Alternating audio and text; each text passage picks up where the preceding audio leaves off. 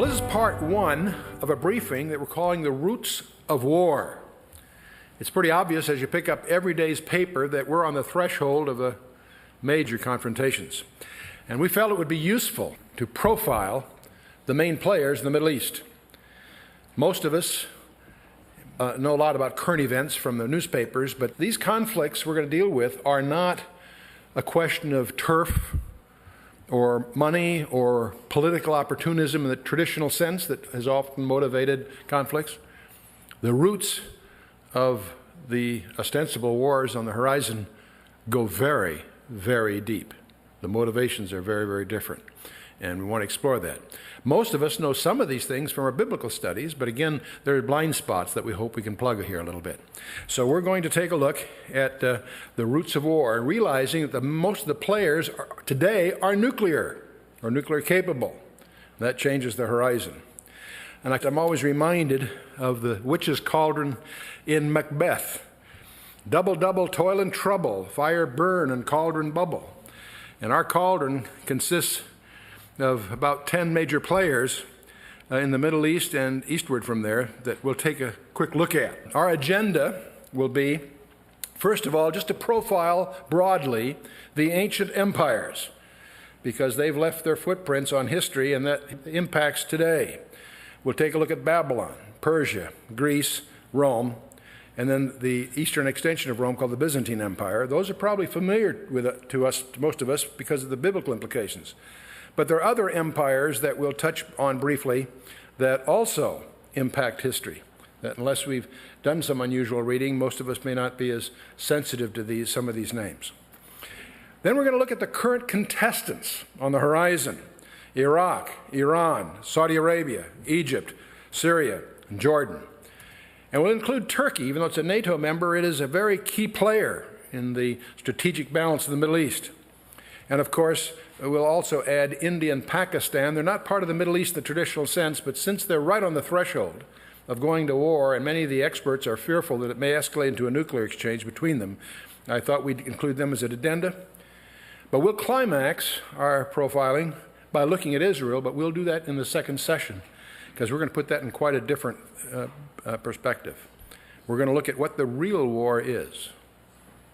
Even Israel probably doesn't appreciate what the real war is that's going on. So we'll devote the second session to that issue. Let's take a quick look at the ancient empires, the tides of history.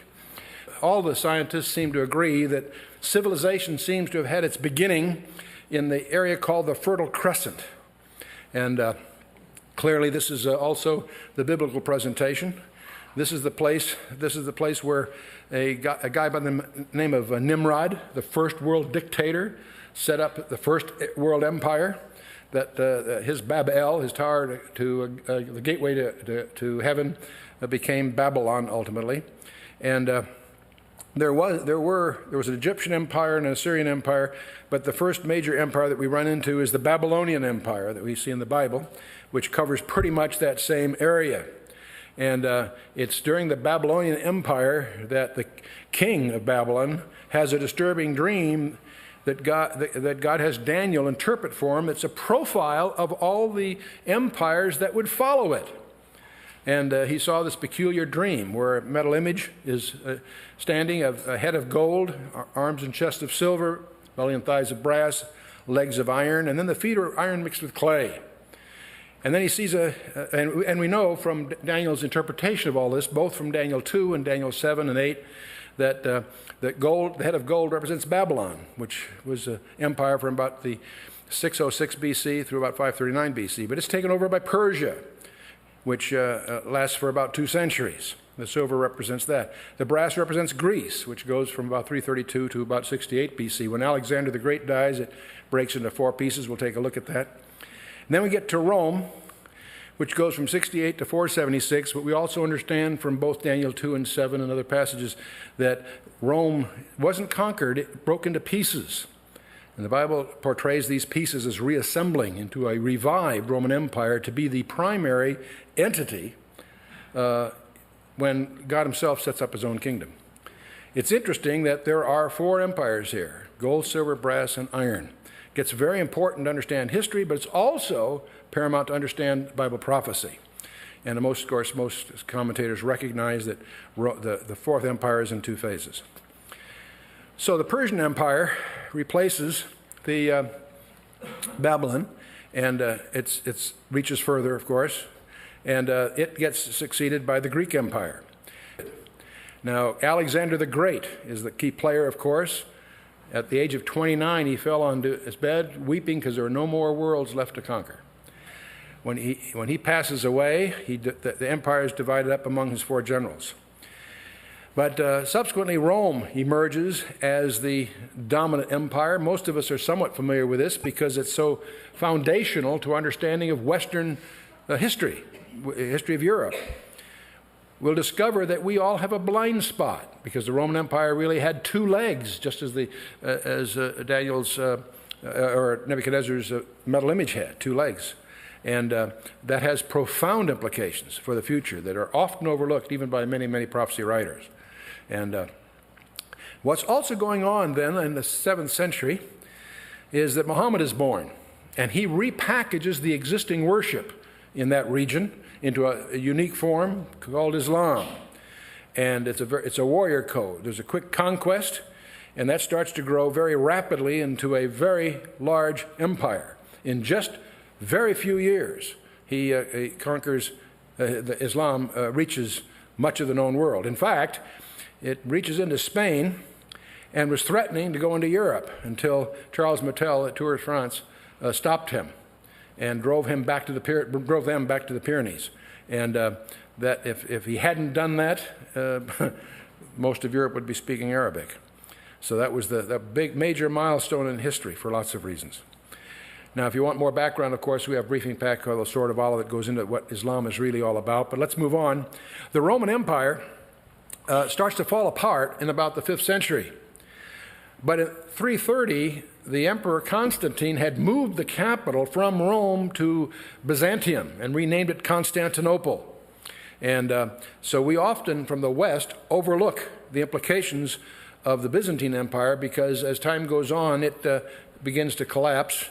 One of the problems is are the Crusades. For a while, they were very profitable, but they also drained. And I won't go through all the Crusades, but they had divided agendas, and they're pretty much, in general, pretty much a disaster. But in 1204, even Constantinople falls, and it's a pretty dismal history with the Crusades. But as you get to the 16th century, we have the rise of Islam codifying itself in the form of the Ottoman Empire, ruled by the Ottomans from Turkey primarily. And something most of us don't study because it doesn't affect us directly is the other incredible empires. The largest empire that's ever been grown was, of course, Genghis Khan and the Mongol Empire. And one of his sons, the Kublai Khan, his grandson actually, takes over China. And there are other parts of it that take various parts of the world. The Golden Horde takes up north, and due to the aggressiveness of some of the intermediate conquerors from Central Asia, the Golden Horde breaks down. The Vikings from the north break in and really make up what today is Russia. But with that quick background, of course, our focus in the Middle East is Israel. We're going to look at Syria, Iraq, Jordan, Egypt, Saudi Arabia, and Iran as the major players there. And we'll just take a quick profile of the more recent history in each one of those. And we'll also take a look at Turkey, a member of NATO. And we'll also take a quick look at India and try to explain the background of Pakistan. So many people don't really realize where Pakistan came from and what the issues are. So with that, let's move in and talk about Iraq. It's probably, in many respects, to a biblicist, it's one of the most interesting because it's the region of Mesopotamia. The word Mesopotamia means between the rivers, the Tigris and the Euphrates. This is where the Garden of Eden was, and so forth. So much of our biblical roots come from this area. It's the cradle of civilization in many respects. Now, as you look at this area, Iraq, of course, is cradling right where these early empires had their start. And as we move right in here, you can see its strategic location, because it's south of Turkey, it's east of Syria and Jordan, north of Saudi Arabia, and west of Iran. It has a very, very limited but critical access, of course, to a seaport. Many people don't realize that. So it's a very, very strategic piece of ground, and right in the centroid of it, just about 65 miles south of Baghdad, is Babylon. And Babylon at the moment is just some ceremonial buildings rebuilt by Saddam Hussein, but their presence there are profoundly significant from a biblical point of view. But it's not our intention to exhaust that. I couldn't resist throwing in a picture, however, of the Tigris River. It's one of those, Tigris and Euphrates, such romantic names from the Bible. It's interesting to see a picture with highways and industry along those banks. It's a vital place today. Well, Iraq, of course, was the source of the Sumer Empire, Hammurabi and all of that, Assyria, Babylon, Persia, Greece, as we've just reviewed through Rome. But the Persian dynasties were very powerful there.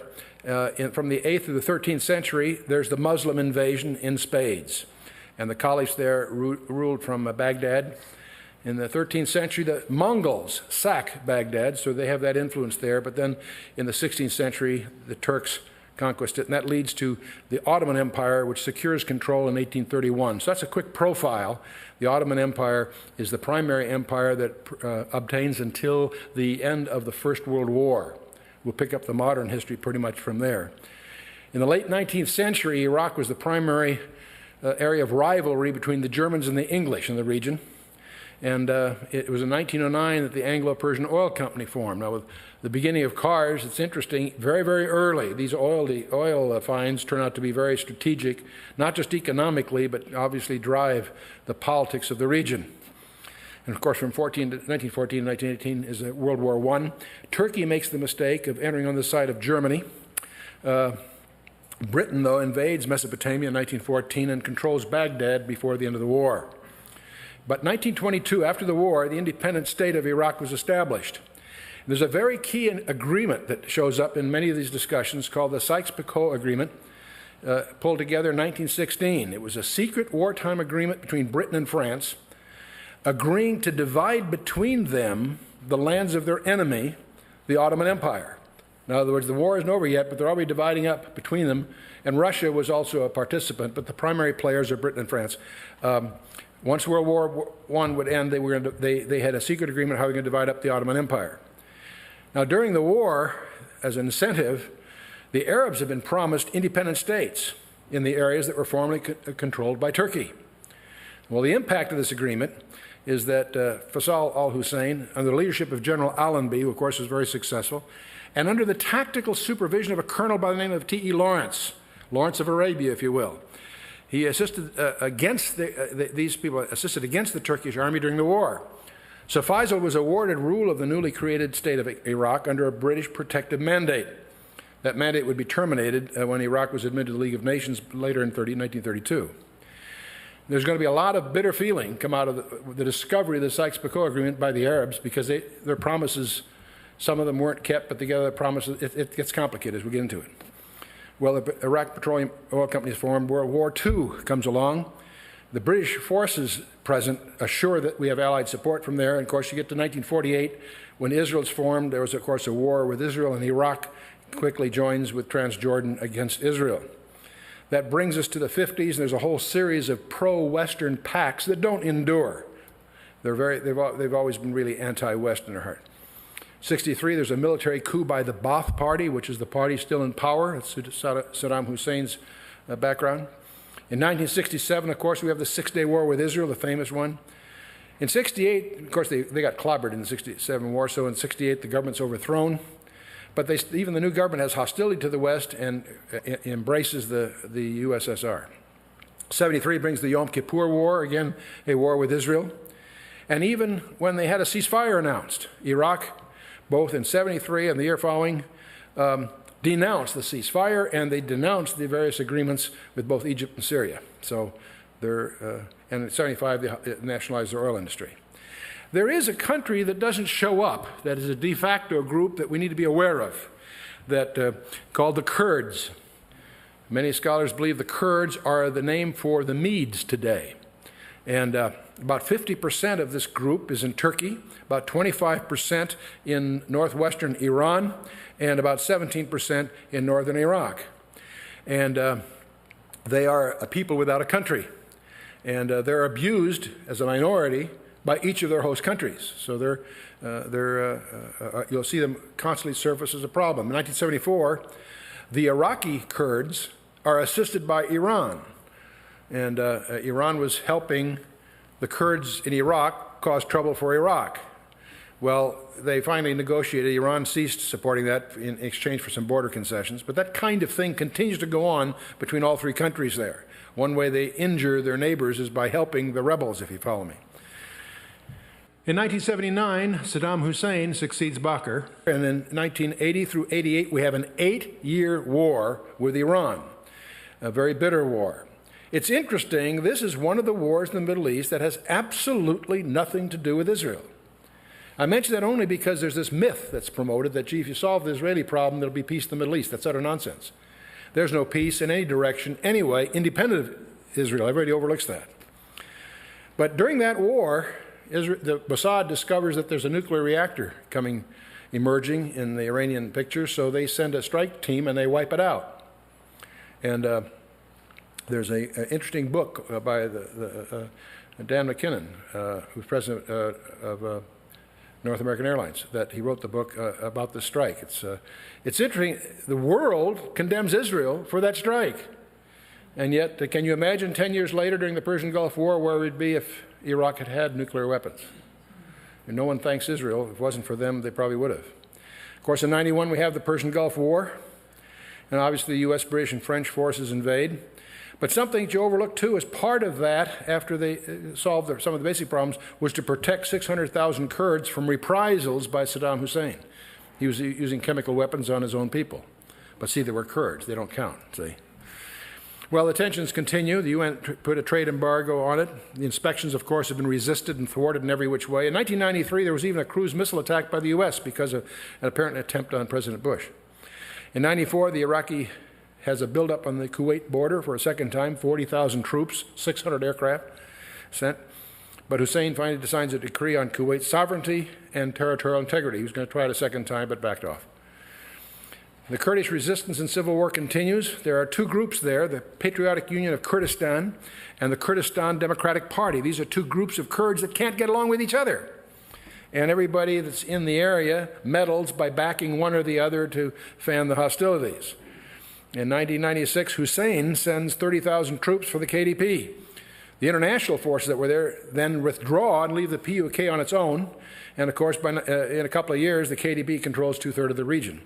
But again, you've got these rebels with their own agenda, but you've also got the international players in there meddling. So it's a mess. And of course, the economic crisis worsened. Well, what's the current status? The no-fly zones continue to be monitored and violated. $97 million apparently is earmarked for the overthrow of Saddam Hussein. And everybody's wondering, why can't the CIA pull it off? And the UN inspection non-compliance still continues. Terrorist support continues. U.S. and British airstrikes continue. What's getting a little nervous is there are strategic weapons available, 1,000-mile range ballistic missiles. Atomic, biological, and chemical weapons seem to be well evidenced, but it's very hard to get good information because of the exile of the UN inspectors.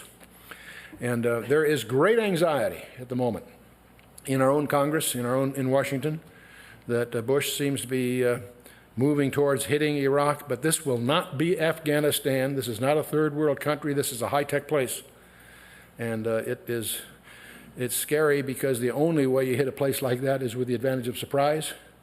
And with all the visibility now, it's very problematical. And a lot of the discussions that, well, we're going to do it next year and so forth are regarded as cover stories to hit them now as a surprise. So who knows what's going to go on? This changes daily. The Iraqi military strength, they have about over 400,000 active troops and 650,000 reserves. In other words, 1 million men. They have over 2,000 tanks. Most of them are Soviet T-84s, T-72s, and T-62s. They have a lot of aircraft, 300 Russian MiGs, 25s, 27, 29s, and some French Mirages. But less than half are operational, according to the best intelligence we have. Naval, they have about 2,000 strong. Most of the vessels are not operational. They're not really a primary naval power, obviously. Well, let's move on to Iran. This is one of the big gorillas on the block. They are, of course, have a lot of sea frontage to the south, and they're obviously east of Iraq and Turkey. They're just south of Central Asia, and they border Afghanistan and Pakistan to the east, very strategically located. And they have been all through history a major player, very colorful player, both from a current events point of view and also from a biblical point of view. It's worthwhile understanding the background. Not just the Persian Empire, which we're familiar with, but the Parthian Empire that derives from that is the rival to Rome to the east, out of which come the Magi and so forth. This really has a start when a guy by the name of Cyrus, who's half Mede, or Kurd if you will, and half Persian, unites the empire and accomplishes a great deal. Now during his rise, Daniel is appointed head of the Magi. The Persian Empire had a group of people that were a hereditary Median, and they were Medes. They were hereditary priesthood that had the power to appoint the king. So they weren't just religious leaders, they also had administrative power. That's where we get the term magistrate, from the Magi of Persia. What's strange is Cyrus appoints Daniel, a Jew, in charge of them. You can imagine how that went over to that. That's what led to the lion's den thing in Daniel chapter 6, by the way. But the reason I footnoted here is Daniel also apparently had some prophecies that were guarded as a cabal or a secret group that leads to the Magi visiting the Christ child, Matthew 2. And most people don't realize that because they don't know the background. The Magi came in force. I'll come back to that a little bit later. In 490 is the Battle of Marathon. It's one of the first defeats by the Greeks against the Persians. Xerxes shows up at 45. He's probably the king in the book of Esther. But in 331 BC, we have the Battle of Gaugamela, which is the one where the Greeks finally defeat their traditional, bitterly hated adversary by this young guy, Alexander the Great. And what doesn't come up unless you really look for it is the Parthian Empire, which was from the 2nd century BC through the 2nd century AD, sort of a rival to Rome, at least in the region. And they were very successful at the Battle of Carrhae in 53 BC. The Romans were disastrously defeated there. In 40 BC, the Romans retreat from Judea. Most people don't realize this. In 37 BC, Mark Antony reestablishes sovereignty, but a subsequent invasion is rebuffed. Herod is appointed king of Judea, but he's in Rome for 3 years because it's not safe for him to be in Judea. He only can return after a 5-month siege. You need to understand that to realize how tenuous even though he's an appointee of Rome and Judea, it was a buffer zone. And so when the Magi shows up, obviously with military escort, the kingmakers of Persia, he could reasonably presume they're trying to precipitate some kind of border incident. When they say, where is he that's born king of the Jews, that's a put down, because he's not Jewish. He's an Edomite appointed by Rome. But he's polite to them and nervous, and they, of course, come because they're discharging a mission given them by Daniel. They worship the Christ child, but they're warned supernaturally to go another way, and you know the story. About 2 BC or 4 BC, depending on your authorities, Christ is born, the Magi discharge the prophetic mission. Getting back to Iran, about the 600s, obviously the Arabs are on the rise. They conquered Iran very early, and Iran then became a leading center for Islam. It is one of the 2 countries that are Shiites. These are Iran is Shiites and Yemen are Shiites. The rest of the Islamic world pretty much is Sunnis. And they have their own differences and so forth. By the time you get to the end of the millennium, the Seljuk Turks conquered much of Iran. And as the 13th century comes, the Mongol armies, led by Genghis Khan, overrun Iran, leaving their cultural imprint. But then as they get to the 15th through the 18th centuries, different dynasties start coming. The Afghan armies even capture Isfahan in the 18th century. And finally, the Nadir Shah drove the Afghans from Iran and plundered the Indian city of Delhi. At the end of the 18th century, the Qajar dynasty is established, and finally they get a constitutional government in 1906. And it tried to remain neutral during the First World War, but it was a battleground because obviously all the players are trying to get at their oil deposits. And finally, a cavalry officer establishes the he became Shah in 1925. And he introduced many reforms, but he also was very repressive. In 1941, both the British and Soviet troops invade as part of World War II activities. And that's when Mohammad Reza Pahlavi became the Shah. In 51, they nationalized their oil industry. In the 60s, the Shah introduced a lot of economic reforms, so-called White Revolution. He assumed nearly complete control, but while he accomplished a lot of reforms, he also ruthlessly suppressed all government opposition. In 79, frankly, through some of the meddling of the United States, the Shah left the country, and Ayatollah Khomeini returned from exile to found the Islamic Republic of Iran. And that's when it emerged as a major problem for us. And the U.S. Embassy was seized, you may recall, 59 hostages held and so on. And then that brings us to the 1980-88 war between Iran and Iraq. And a ceasefire, of course, was finally negotiated in 88. And now, in 89, Ayatollah Khomeini died of an illness, and Rafsanjani was elected president by a very popular vote. And he sought to improve the relationship with Western nations on the one hand. At the same time, he also had a dream of what he called the Islamic Crescent, to somehow unite all the Muslims from the 200 million Indonesia, which is the largest Islamic country, all the way, a crescent, all the way to Morocco. That was their dream. Of course, in 1995, we instituted a trade embargo against Iran to try to curb what was increasingly conspicuous as their support for international terrorism. And in 97, of course, a more moderate cleric, Khatami, was elected president, again by a wide margin. Well, what's Iran's military strength? They have over 500,000 active troops and 350,000 reserves. They have over 1,300 tanks, consisting mostly of Soviet T-62s and T-54s. They have some U.S. tanks also. In aircraft, they have almost 900, most of which are F-5s and F-4s, and a small number of F-14s. But what's misleading here is they also took control of a large number of Soviet MiG-29s and Su-27s that fled Iraq just before the Persian Gulf War. The pilots took their equipment and flew for safety to Iran, and Iran inherited some uncounted numbers of modern aircraft. They have about 20,000 troops servicing several large frigates and German-built subs, but they've also, we understand, acquired Silkworm missiles from China in 1999. Iran has the largest standing army in the Middle East, excluding Turkey, which is a NATO member. It has the largest budget for defense, but of course they've been hindered by 20 years of embargoes. And it has an arsenal of ballistic missiles based on Chinese technology, as does several of the players there. And we know they're aggressively pursuing atomic, biological, and chemical weapons. Well, the next player is Saudi Arabia.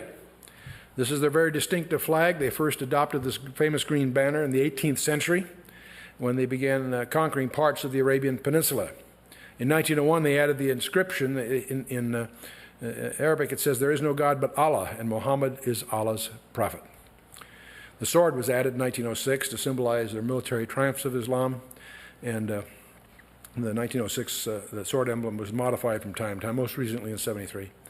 But, of course, Saudi Arabia, I think most of us recognize where it is. It's a very strategic location. In their history, of course, you really want to start probably marking it from the 6th century, when Muhammad was born in Mecca. The 7th century, he returned from Medina and conquered Mecca, which is interesting. That required him to violate the sacred covenant he made with his own tribe. As soon as he's strong enough, he just wiped them out. What's interesting about that betrayal is they celebrate it. It's part of the Islamic culture that you do whatever it takes to win. And anyway, the Islamic conquest of Arabia began by 1660. The caliphs moved the headquarters from Medina to Damascus, Syria.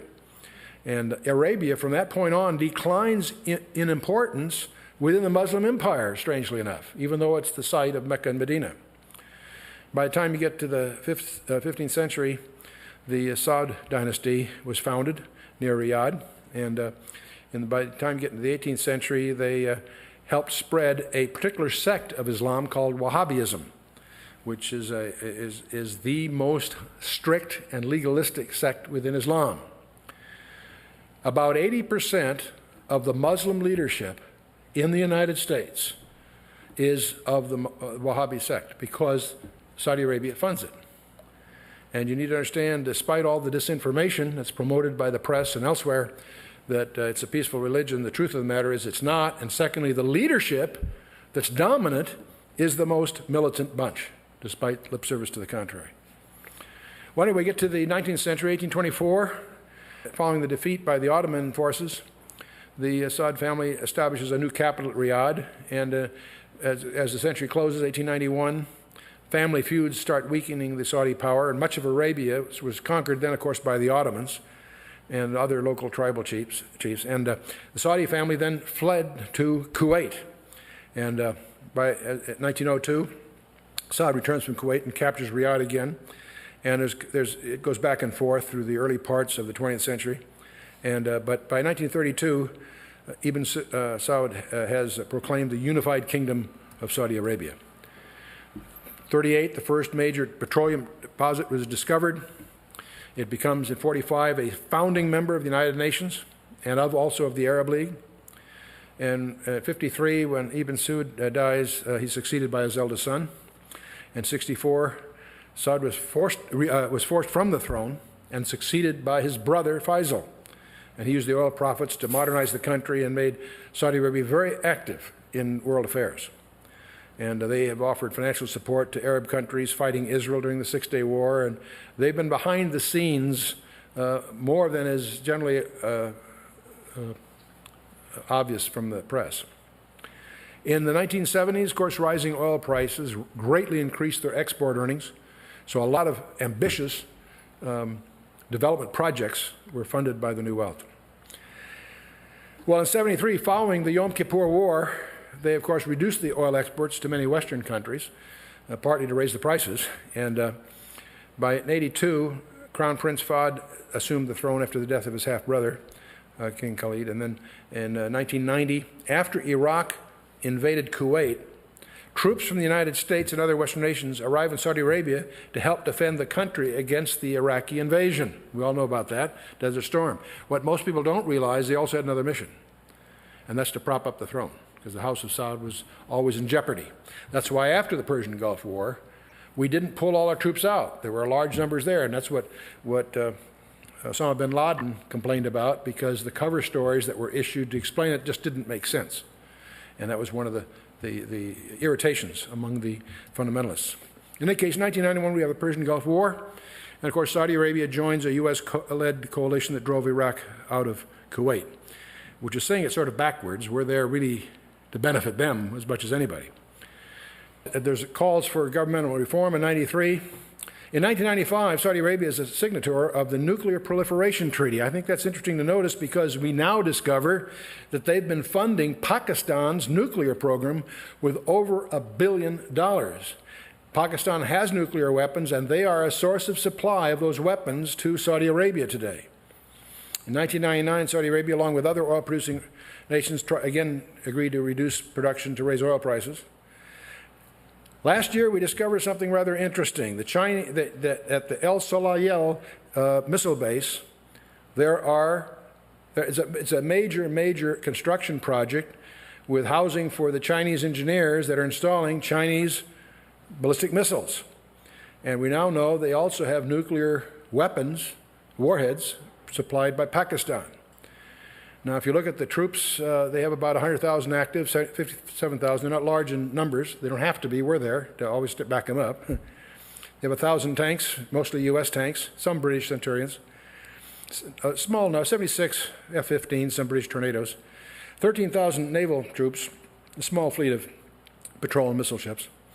Strategic weapons is the key there. They have one of the most advanced missile programs in the region, purchased from the Chinese, and, as I say, nuclear warheads. If you look at the map of Saudi Arabia, west of Riyadh, there's El Solayel missile base. There are presently at least 120 CSS-2 Chinese missiles there on 12 launchers. There are about 30 or 40 buildings, by the way, holding the housing and the construction troops and all this. Anyway, these missiles have apparently capable of 3 warheads each.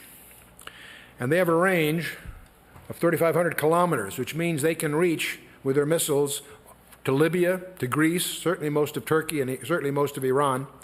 They can reach all the way to parts of India, certainly covering Pakistan, Afghanistan, Turkmenistan, what have you. So they're the big gorilla on the block. It's interesting because they're always positioned in the news as almost an ally of the United States, but in fact, they are very, very much the puppet master behind much of what goes on in the Middle East. Well, let's take a look at Egypt. The flag of Egypt, by the way, is based on the traditional Arab colors, which is interesting because the Egyptians are Hamites, not Shemites, but that's a whole other thing. The emblem in the middle, if you're wondering what that is the hawk of Saladin, which appears in their arms. It was added in the flag in 1984. But Egypt, I guess most of us know where it is. It's obviously in the northeast corner of Africa. It's the site of the second earliest empires. Very prominent in 3000 BC when they were unified, Upper and Lower Egypt and so forth. The Old Kingdom, they estimate that in the 2600 BC is when, call it almost 5,000 years ago, when the pyramids were constructed. But remember that the Great Pyramid was probably built long before those. They were copies of something that happened earlier. But in any case, you get to about 1400 BC and you get to the place where the Egyptian Empire is at its peak, and it also brings you about the time of the Exodus in Egypt, by the way, controlled most of the Middle East from Syria to Ethiopia in those days. 332 BC, Alexander the Great conquers Egypt and founded the city of Alexandria, which serves as its capital until finally later it's changed to Cairo. 31 BC, of course, a Roman fleet decisively defeated Egyptian forces when Antony and Cleopatra, at the Battle of Actium, and became a Roman province the next year. And we get to the 7th century, of course, we have the Arab invasions. They conquered Egypt in 642 and introduced Islam and Arabic language into the country. And it's in the 10th century that the Fatimid rulers moved the capital from Alexandria, which had been a major cultural center, to the new city of Cairo. And it quickly became the center of the Islamic world in that day. Saladin finally overthrows the Fatimids and establishes his dynasty, and the Sunni Islam was restored as the state religion. Notice they're Sunnis, not Shiites. The Mamluk bodyguards overthrew the Sultan and seized control of Egypt in the 13th century. In the 16th century, the Ottomans take over, but they really rule the place through the Mamluks. They retained local authority, and they'll eventually challenge the Ottoman power in Egypt. But you get to the end of the 18th century, and Napoleon Bonaparte led a French invasion of Egypt. And this is interesting for no other reason than that's when they began to discover some incredible archaeological treasures, like the Rosetta Stone and so on. In 1805, not many years later, Muhammad Ali secures control of Egypt and then steers the country on an ambitious modernization program. When you get to the end of the 19th century, the British troops have occupied Egypt, but a nationalist movement springs up. And it isn't too many years to 1914, First World War era, that Great Britain declares Egypt a protectorate, but they become independent right after the war. In 1922, they become independent. But Great Britain is still really pulling the strings. In 1942, the German advance in North Africa is very famous during World War II. It was halted by the Allied forces at the Battle of El Alamein. And what most people don't realize, that battle was turned, it was a turning point of the war in North Africa, was because of cryptography. Churchill said, we never had before El Alamein, we never had a victory. After El Alamein, we never had a defeat. But what he's really commenting on, hidden between lines, is that we had broken the codes. And in 1948, Egypt and other Arab countries invaded the newly created state of Israel, but of course were soundly defeated. In 1952, Gamal Abdel Nasser led a revolt that overthrew Egypt's monarchy. And 2 years later, Nasser assumed complete executive authority. It's interesting to notice that despite the facades, every Islamic country is a dictatorship. Democracy and Islam do not coexist. That's often hidden by the labels they give some of the groups, but it's always a dictatorship. Anyway, 1956 was when Egypt nationalized the Suez Canal to finance the Aswan Dam. And of course, French, British, and Israeli armies invaded and captured the Sinai Peninsula, and the UN negotiated a settlement. In 1958 is when Egypt and Syria forms what's called the United Arab Republic. Now, Syria withdrew within 3 years, but Egypt continued to use the name for over 10 years more, until 1971. And of course, 1967 is a 6-day war Egypt lost the Sinai Peninsula and most of its air force. In 1970, Nasser dies, and he's succeeded by Anwar al-Sadat. And 73 is the Yom Kippur War, and that's where Egypt fought Israel and really got clobbered. Eric Sharon actually had the whole Third Army circled, and the U.S. dispatched Kissinger to bring it all to a halt and negotiate away the advantages they had from that engagement, largely. But in 79, Egypt and Israel signed a peace treaty and arranged for the return of the Sinai Peninsula back to Egypt. And within 2 years, Sadat was assassinated by military officers because of that, by the way, and he was succeeded by Hosni Mubarak. In 91, the Egyptian forces participated in the Persian Gulf War against Iraq. You know, it's interesting that you do really have some of these players playing against each other with the West on a couple of occasions. This idea of a coalition, in large measure, often sounds like a facade, a political facade. In many respects it is. On the other hand, it is interesting that you can rally these people against one another. Anyway, Egypt has one of the largest and best equipped armies in the region.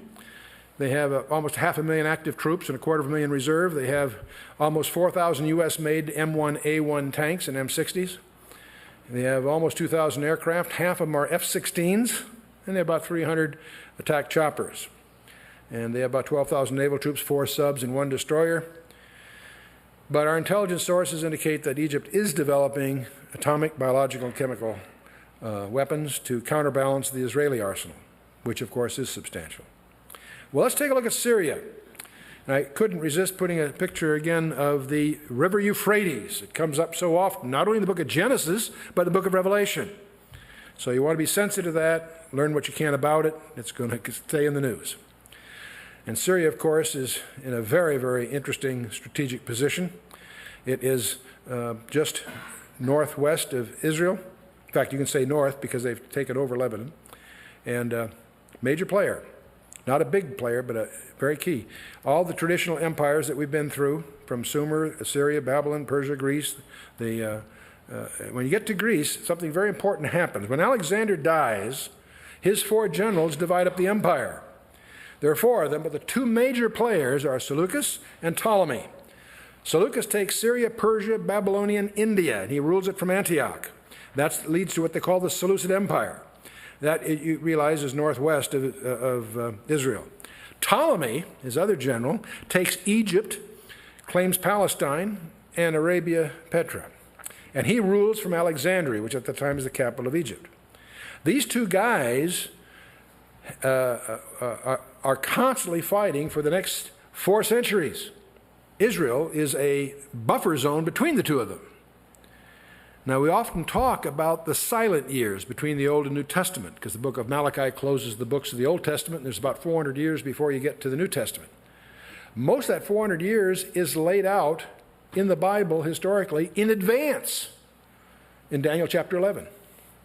And it's very, very important because there are many scholars that believe that the Antichrist will rise from the Seleucid Empire area. That may shock many people. I said, gee, I thought he was going to be a Roman. He's from the Roman Empire. That was part of the Roman Empire. And if you read Daniel 11, you'll get some surprises. Lysimachus takes what we call Turkey and Cassander, Greece, and Macedonia, but they're minor players from our point of view. And, of course, all this becomes a Roman province by 64 BC and through about 635. Now, the empire is divided. As I say, here's a map. Seleucus takes the area of Syria and eastward, Ptolemy at the south. And Seleucus and Ptolemy, of course, are in conflict.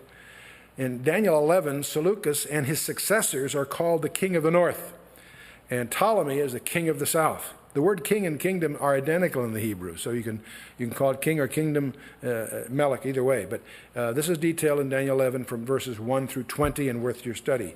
Anyway, we'll go on. Syria. Muslim conquest, 7th century by the Muslims, of course.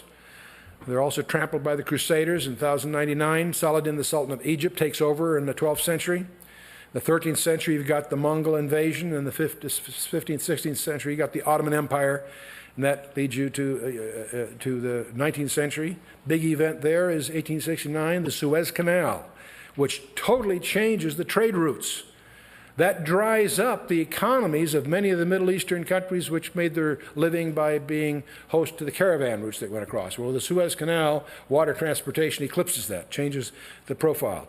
In 1919, it surfaces that the 1916 secret agreement, Sykes-Picot Agreement, surfaces, and among other things, that Syria and Lebanon, they discover, has been assigned to France as part of that secret agreement. So we have the French mandate in Syria, and it, of course, upsets a lot of the Arabs. I'll come back to that later.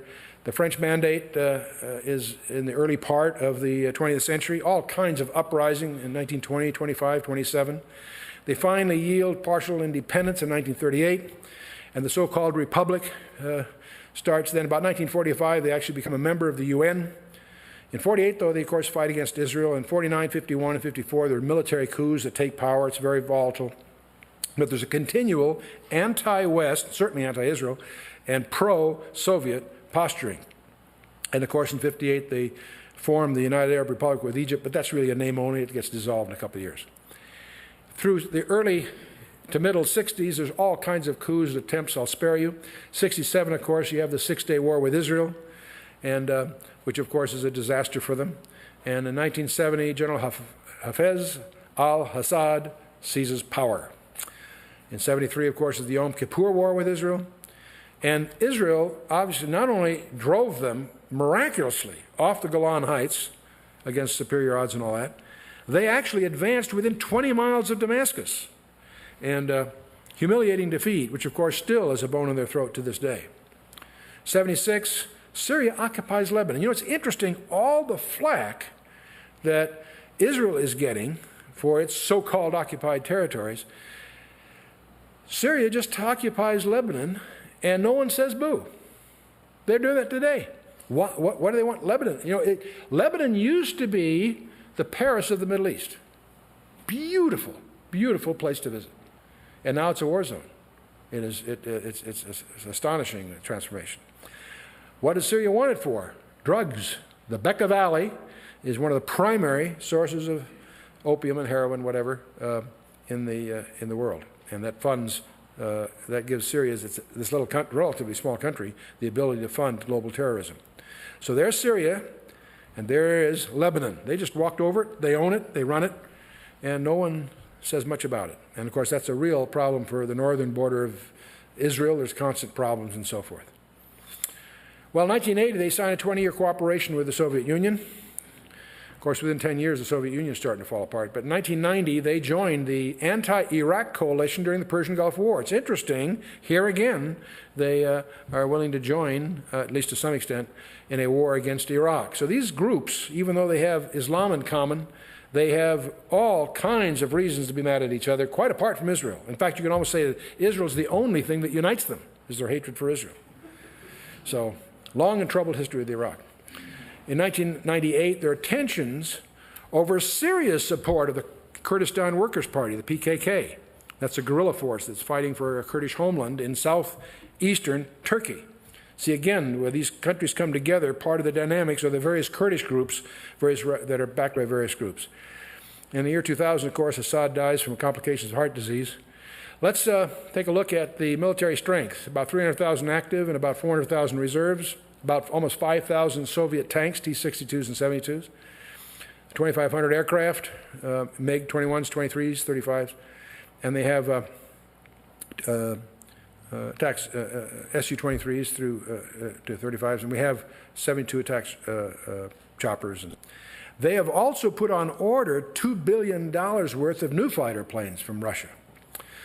Now, in strategic weapons, they do maintain large ballistic missile arsenal that's provided by North Korea with biological and chemical warheads.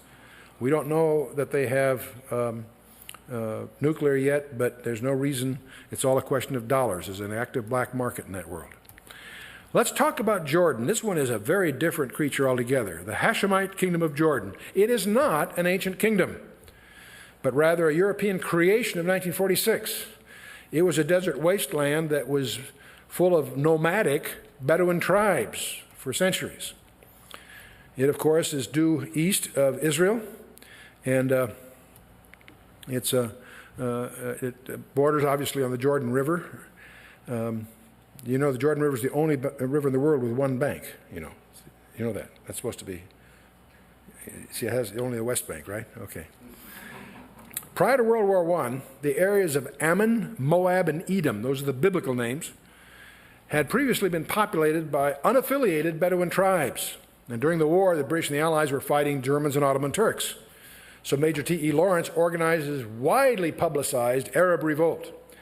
There are many critics that feel this was in large measure a fiction of the British Foreign Office. They used it for propaganda purposes. He did various things and they exaggerated their impact. But in any case, General Allenby was ultimately victorious in the Middle East. So the League of Nations awarded the British a mandate on April 25th of 1920 that would endure until May 14th of 1948, when they would abandon it. And in 1921, a very aggressive young man named Abdallah, he was a son of Sharif Hussein of Mecca in Arabia, moved into the land east of the Jordan River with his troops. The British colonial secretary recognized Abdallah as the Emir of Transjordan. That's something he created with a stroke of his pen. There was no that's what created Transjordan, and he dubs him he's the Emir of this. It's a way of he did it for his own political reasons. And Abdallah then consolidated control with his British-trained so-called Arab Legion. I should mention that this British colonial secretary at the time, his name was Winston Churchill, early in his career. In 1946, after the war, Abdallah was crowned king of Transjordan. And since 1999, by the way, his great-grandson, Abdullah II, is the current king.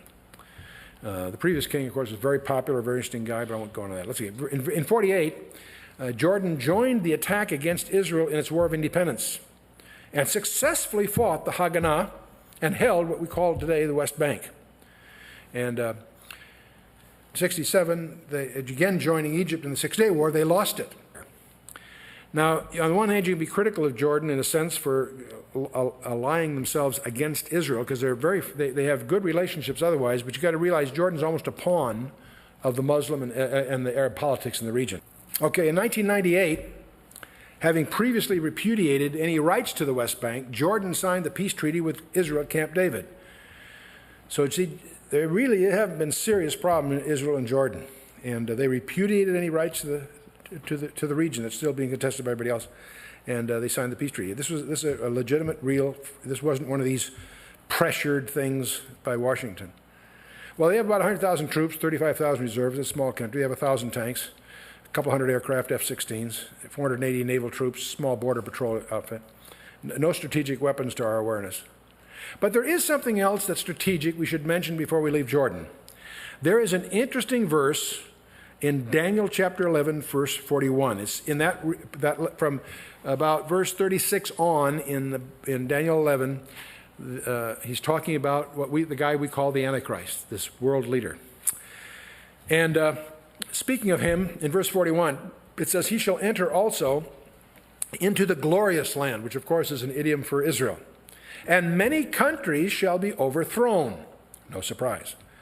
"But these shall escape out of his hand, even Edom, Moab, and the chief of the children of Ammon."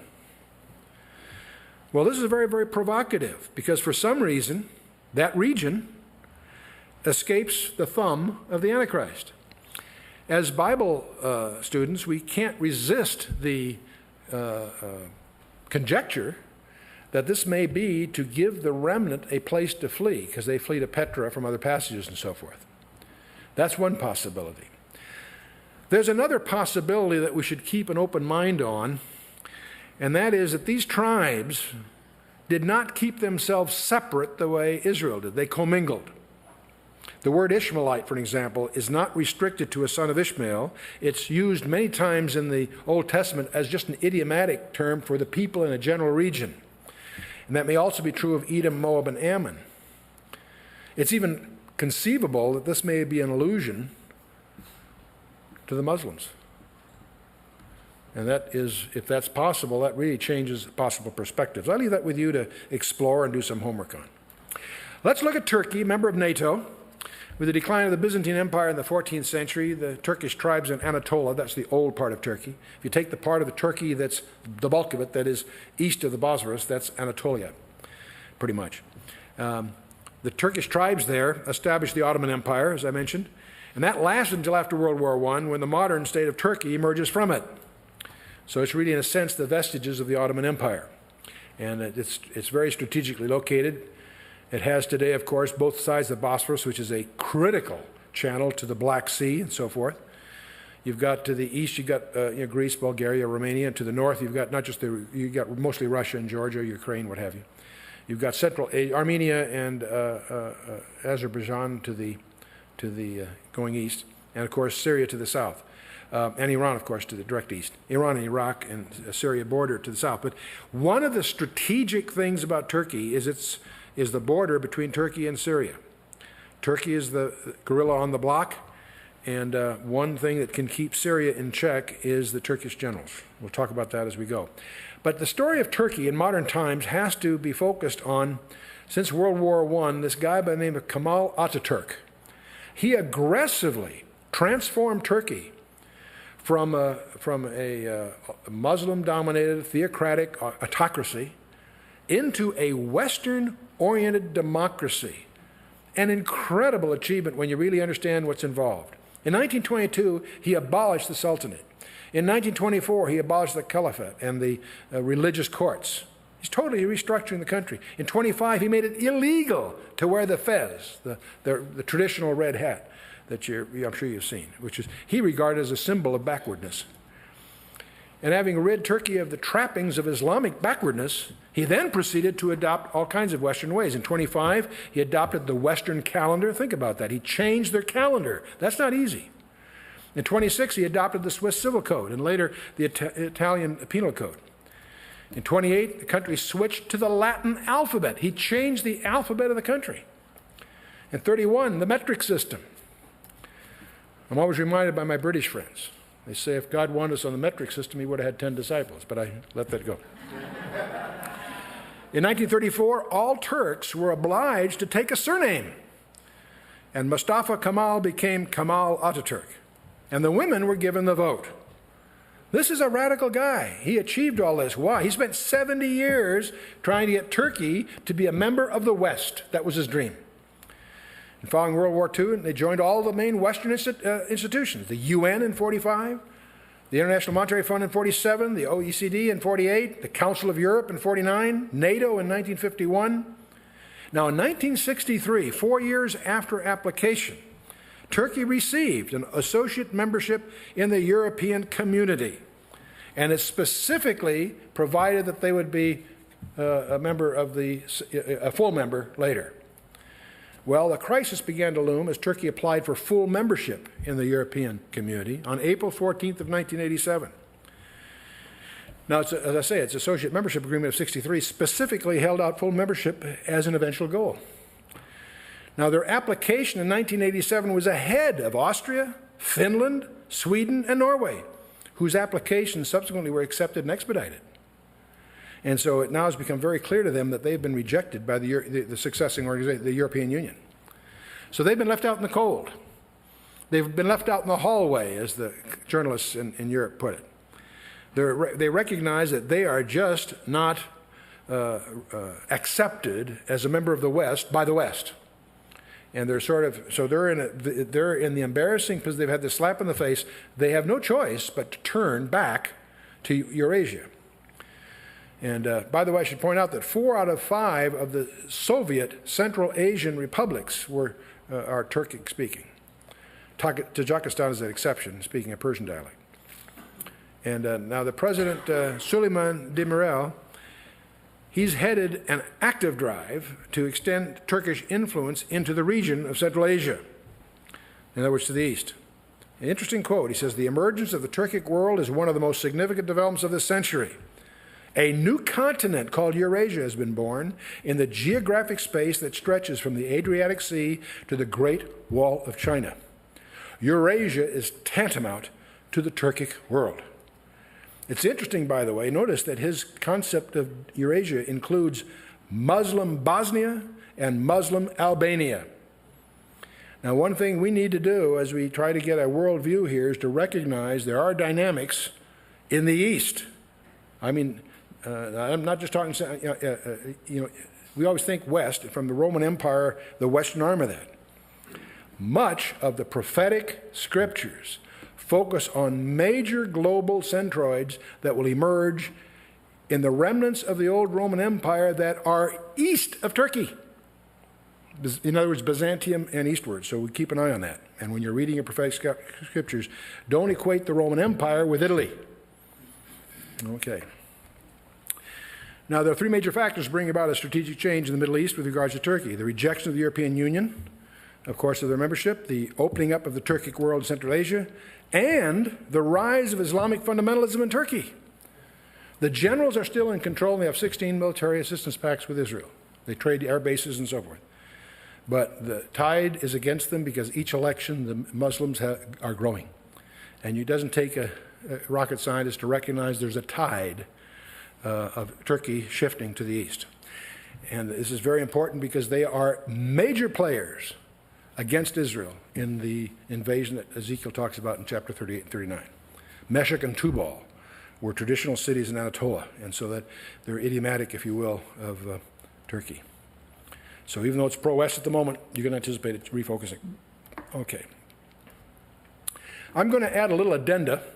This isn't really Middle East, but I think it's in the spirit of our briefing, of three other topics. India, very briefly. Pakistan, most people do not understand where it came from. And something that may shock you called the Shanghai Pact. Let's talk briefly about India. Obviously, it's in a very strategic location, very large country, very populous country. We don't have to build statistics on that part of it.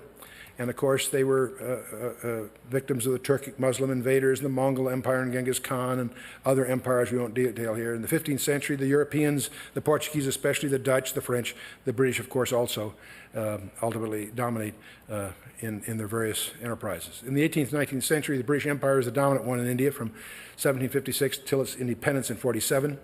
Very exploitive administration of their 565 principalities.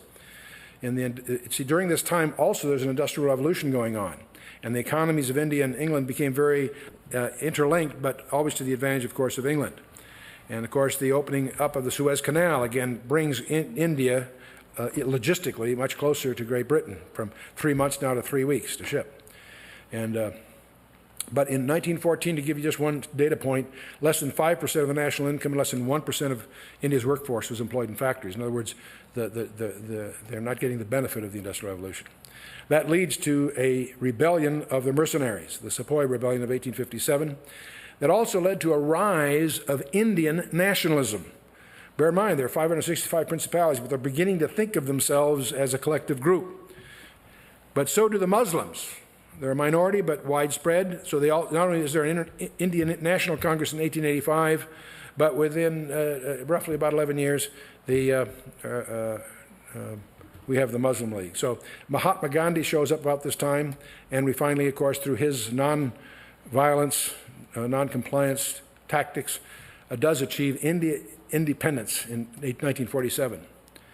And of course, after that, there's all kinds of other problems. I won't get into all that. They have all kinds of turmoil. But the main things I want to highlight of the recent history is that there continues to be intense Hindu-Muslim rivalries, on the one hand. And secondly, there are nuclear developments. They tested 5 warheads in May of 1998. They tested their ICBMs in April of 1999. Both India and Pakistan, they're running neck and neck. But they are, right now, today, a nuclear power. So let's take a look at Pakistan, because that has a very special story. Pakistan, and you have West Pakistan, which is the Pakistan of today, and you have another country originally called East Pakistan. There's 1,000 miles between them, but they were both born of the same midwife, so to speak. British had ruled India for 200 years, from 1756 to 1947. As I mentioned, there was the Indian National Congress and the Muslim League, obviously always with different views, so tense that Britain finally decided there were irreconcilable differences. And the only way to resolve this is to partition the country. So before they gave India its independence, they gave Pakistan their independence. and West Pakistan, which is Pakistan today, and they also created East Pakistan, which is now called Bangladesh. And the problems in Bangladesh aren't so much Muslim as they are Buddhist, but the point is they're both representing primarily dominant minority groups. India became independent the next day, August 15th, 1947. And of course, immediately there's a huge migration. 3.5 million Hindus and Sikhs moved from the Pakistan region to India. 5 million Muslims moved from India to Pakistan. 562 princes choose one or the other. It's simple there, except there are 3 guys that choose neither. And one of them's a Hindu ruler who has primarily a Muslim population. And so India explains that more clearly to him with their arms in that September. And the other prince was a Muslim ruler who had a dominant Hindu population. And India simply annexed his territory. So 2 of the 3 were quickly resolved by force. But there is a third that was run by a Hindu ruler but had an 85% Muslim population. He decided to join India. Now, Pakistan, of course, questioned his right to do that, and war broke out. India presently occupies 2/3 of that region, but the deadlock still persists and may very well trigger a war between them, and that war could easily escalate to nuclear arms. So that's what's going on right now. Kashmir remains unresolved, and war preparations are imminent.